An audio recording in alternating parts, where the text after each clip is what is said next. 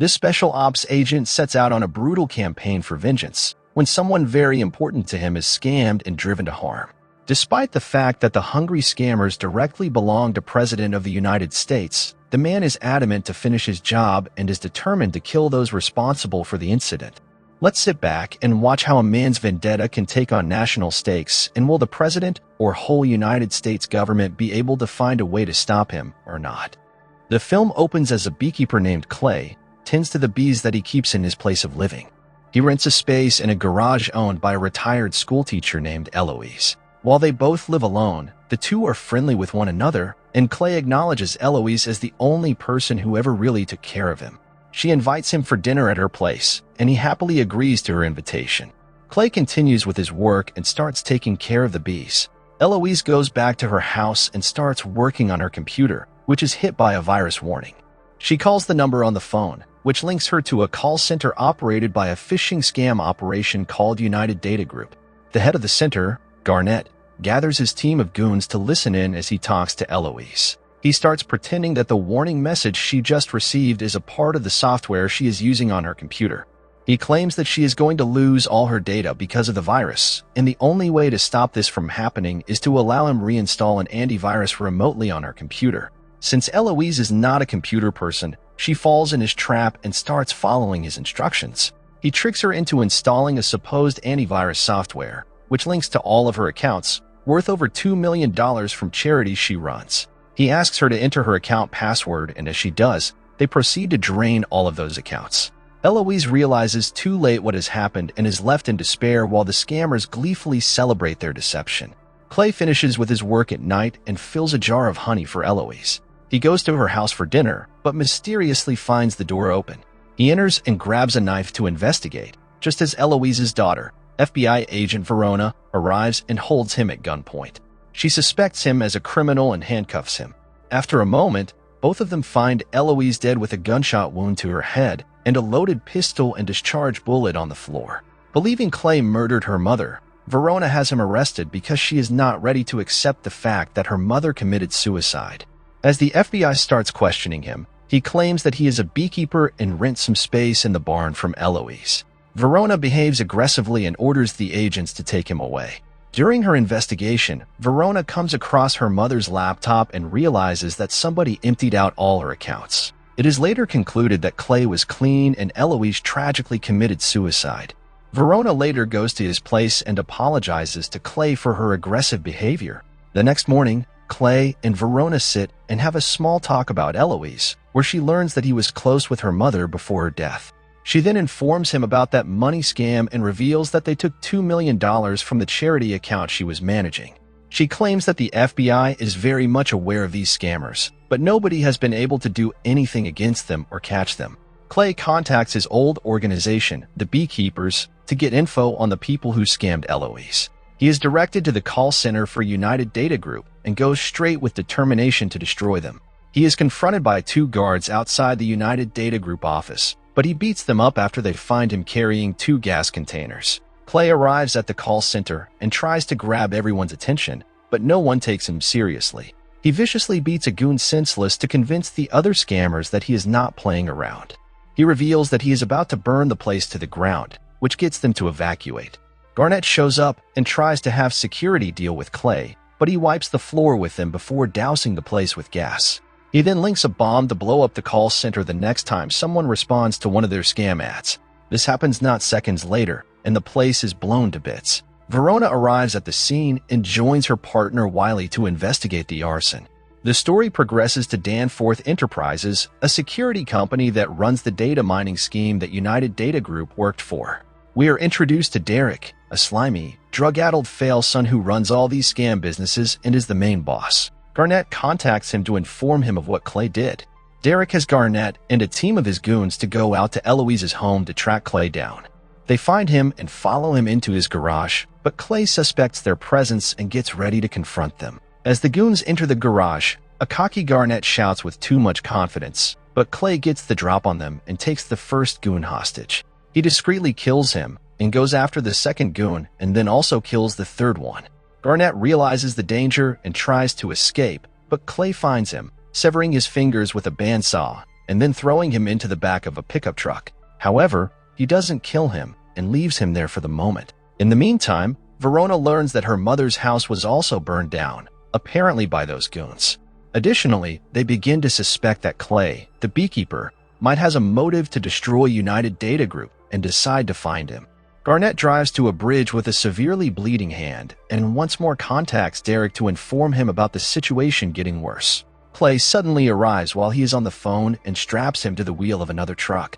Derek overhears everything as Clay sends the truck with Garnett into the river, killing him for good. Clay then grabs his phone and promises to go after Derek next. Derek gets the company's chief of security, Wallace, to find out who Clay is. After learning he is a former beekeeper, Wallace realizes they are in danger and tells Derek he just pissed off the wrong type of guy. Wallace contacts Derek's mother, President of the United States, Jessica, who begs Wallace to protect her son. He then calls CIA director over Clay's involvement and asks her to assist him in getting rid of this beekeeper situation. With her help, they contact the beekeepers themselves to put out a bounty on Clay. Clay is at a gas station when he is found by his current replacement beekeeper, a psycho-lunatic young girl. She attempts to ram her car into Clay before firing her gun at him. Clay fights back and swiftly manages to beat her down in a super combat. She then gets out a huge machine gun and unloads at Clay, but misses every shot.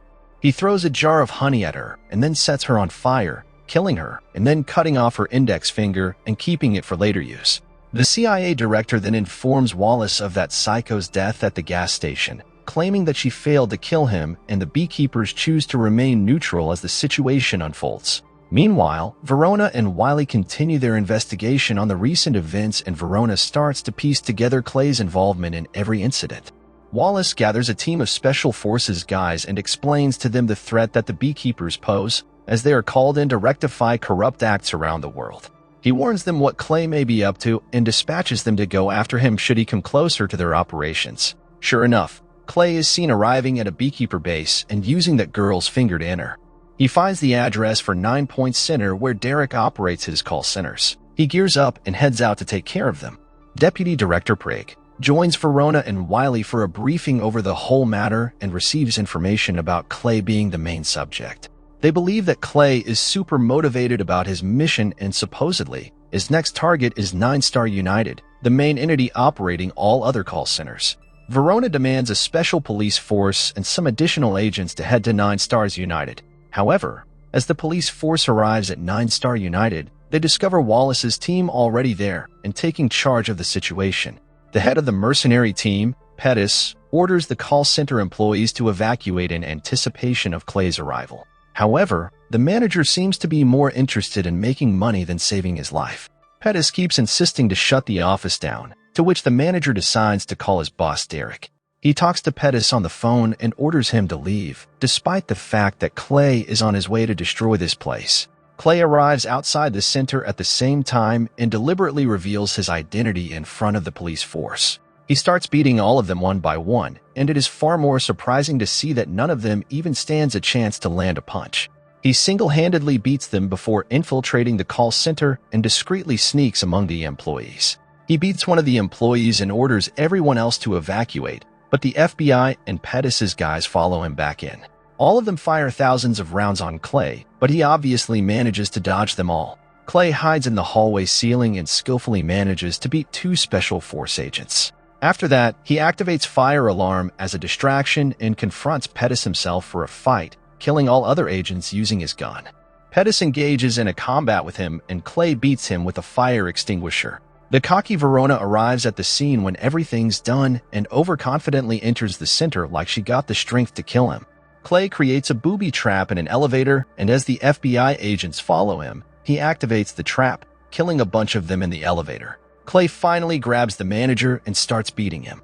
He interrogates him by jamming staples into his hands and forehead and also shows him Eloise's picture, blaming all of them for her suicide. He keeps torturing him until he gives up Derek's identity. Verona arrives in the hall just in time and tries to talk Clay out of his vendetta, but he is adamant in finishing the job and escapes. As Wiley follows him in the hallway, Clay easily disarms him but leaves him alive, despite his attempts to stop him. Verona and Wiley then find evidence of Derek being the ringleader after Clay leaves. When Wallace learns that Clay got away again, he suggests to Derek that he stay with his mother for protection since she has Secret Service taking care of her. Derek calls her and informs her about his arrival at her mansion.